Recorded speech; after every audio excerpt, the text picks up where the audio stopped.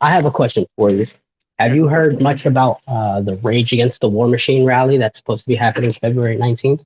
Yeah, I mean, I just watched. I love Jimmy Dore. I watch so many Jimmy Dore clips, and like that is like it's God's work, man. He's really taking the charge on it. I'm very proud of him, and him and his whole crew, man. I love them. Him and Aaron Mate and all them guys. Like it's crazy, like how people are so brainwashed, and like they're not getting any kind of like mainstream respect. It's nuts. Well, I got some tea to spill about that. So, Uh-oh.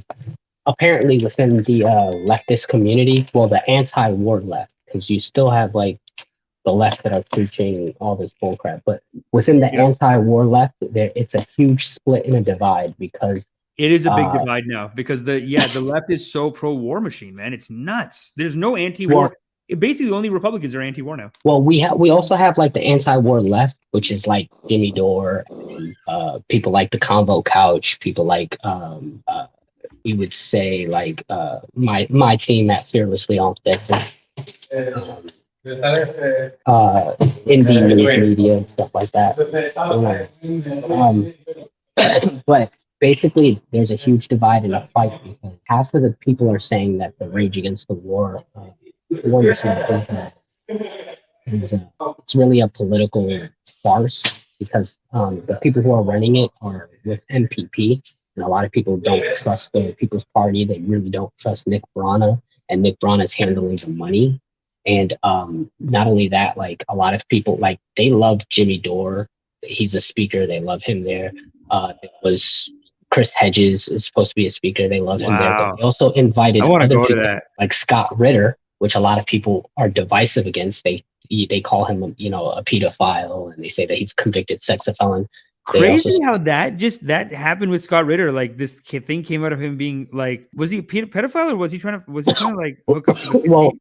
basically what happened was there's two occasions that he was caught sexting and webcamming female. One he's that are supposed to be of younger age. Both of them were through a sting operation. They weren't really minors. So his first conviction, it was kind of like he Yo, he took got busted like one of those shows. yeah, he definitely got busted. They caught him like jerking off on webcam and stuff, but the female he thought was a minor, she really wasn't. So they really couldn't bust him too much on it, but they still charged him. Right. He had to register as a sex offender, but it's not like regular sex offenders where within an allotted time he can drop from the sex offender registry. And then Right. now, which hasn't been proven, but it's a big It so-called investigation of him sexting a 13-year-old. it But almost sounds like he's got a perversion in him and he's controlling it by not really doing it that bad. Like, you know what I well, mean? Like, not to say it's okay at all, but some of well, these people, they have, yeah. What's that? playing devil's advocate, the whole split with Scott Ritter, like people like Jimmy Dore and stuff, they don't believe into it. People like the Combo Couch or Bitch with Comrade Misty, they Yeah, they don't don't believe it. They think it's they just don't a lie. believe it. They believe it's Because a the CIA CIA does op. that. The Yeah, CIA they does believe that. that's a CIA does CIA op. that. They did it to the other guy.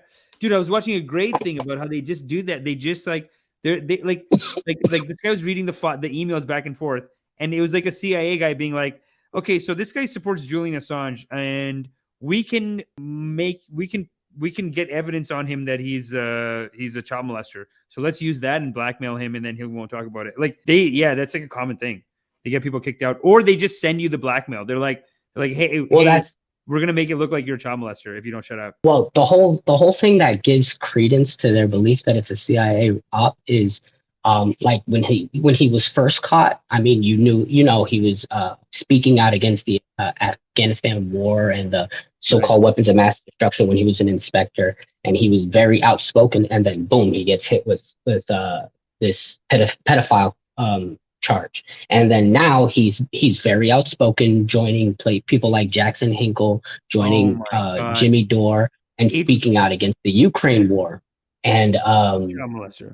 boom, he gets hit with a pedophile charge. Dude, pedophile. Dude, it's hard to be a peace activist. Peace activism is hated, dude. People hate you. People think you're a piece of shit. You're a scumbag. You're like people think you're a pussy, and then people think you're like dangerous for the country, and like it's okay to attack you like that. That's so Now, sad. I now hope. here's my issue with Scott.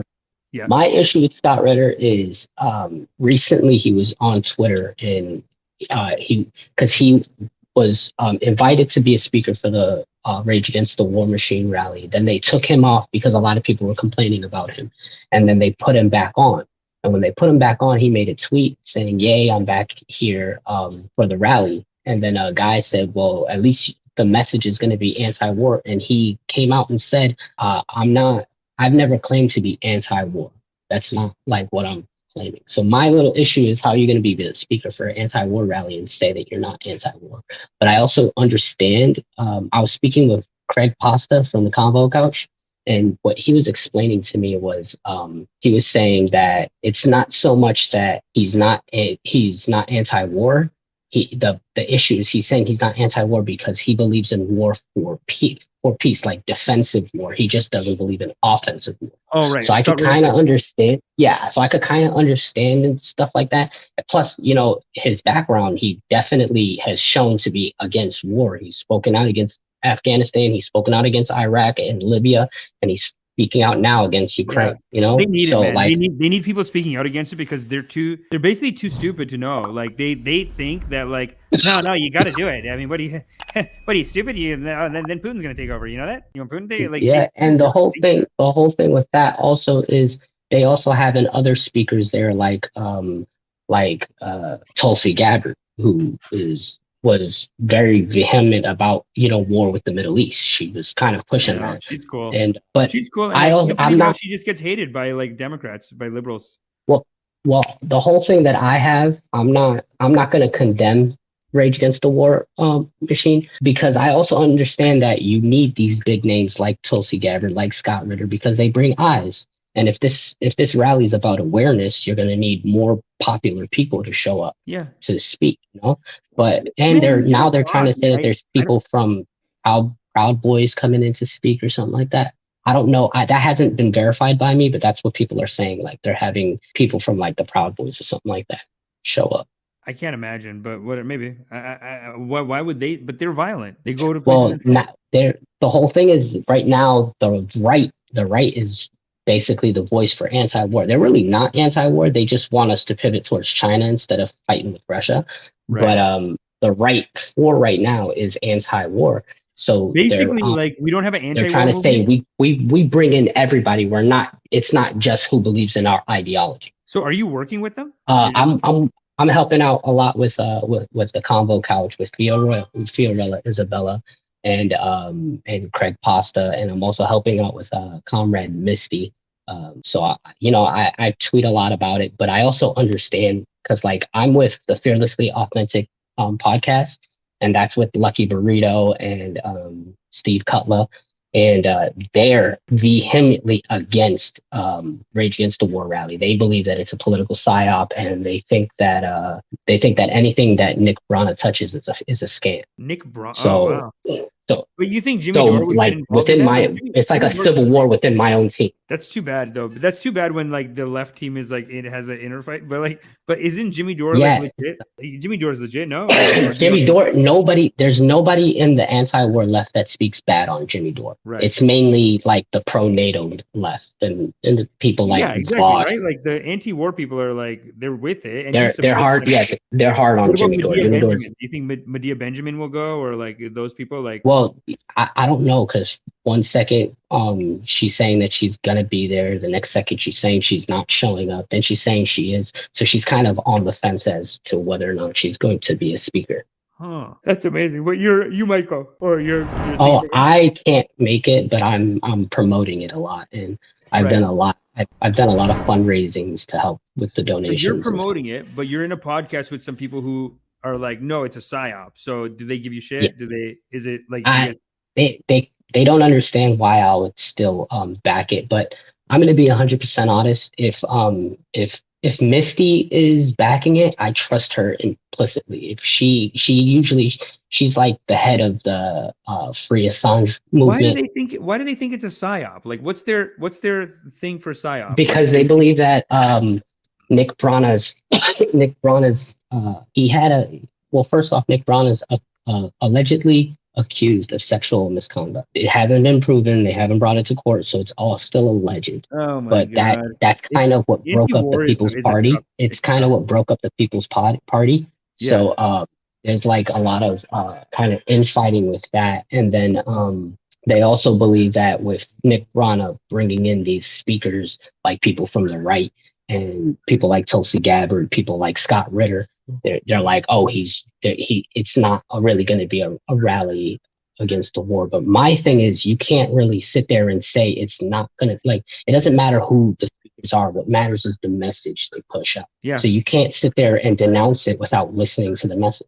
Yeah, the message is tight, man. I mean, the message is, if Jimmy Dore's like seems like the main act, it's like it's Jimmy Dore's going to be there. War. Chris Hedges is going to be there. Chris, you know what I mean? Like, have respect. You know what like, I mean? So like, if these people are going to be there, it's obviously like has a good message.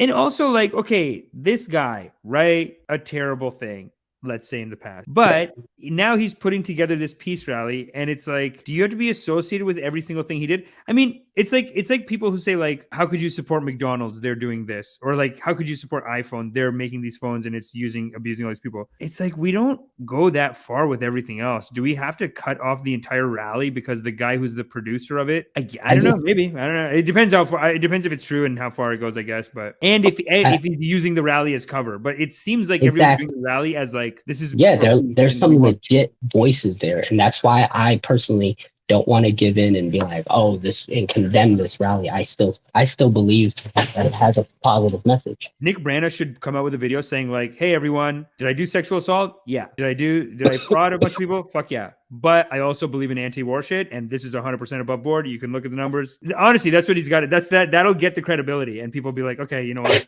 Well, Nick denies it completely. He denies what? Nick denies it completely. Nick denies it completely. It's more like a he says she. Well, then why do they think Nick is? How do they know that Nick's not a victim of a CIA psyop too? That CIA trying to make him look bad? Because the person that is accusing him is a female that worked for the People's Party. Also, she was high up. So the whole situation with that is they're on this always believe the victim type thing, and I just feel like there's not enough evidence to prove whether she did or didn't. I don't know. I can't say he didn't. I can't say he did. I feel like the message of the rally is much bigger than a single person. The cause is so important. Anti-war is so important. The culture needs anti-war. They need. I'm not even saying like it's necessarily like just don't help Ukraine. Like I support. Obviously, Ukraine is righteous in that fight. They deserve support. They deserve help. They whatever. It would be best for them, honestly, if they negotiated. I think it would be best for everyone if they negotiated. And the idea that the Americans are blocking peace negotiations with Russia is fucking pathetic. And the moral of the story is, you are loved because you are loved. Such is the nature of loving kindness. Okay? So now that I've done my karmas, make sure you do your karmas. Hit the like, hit the subscribe, and sign up for meditation. Ascension is upon us, foolish. Sign up for meditation immediately. Ha! Am I still here?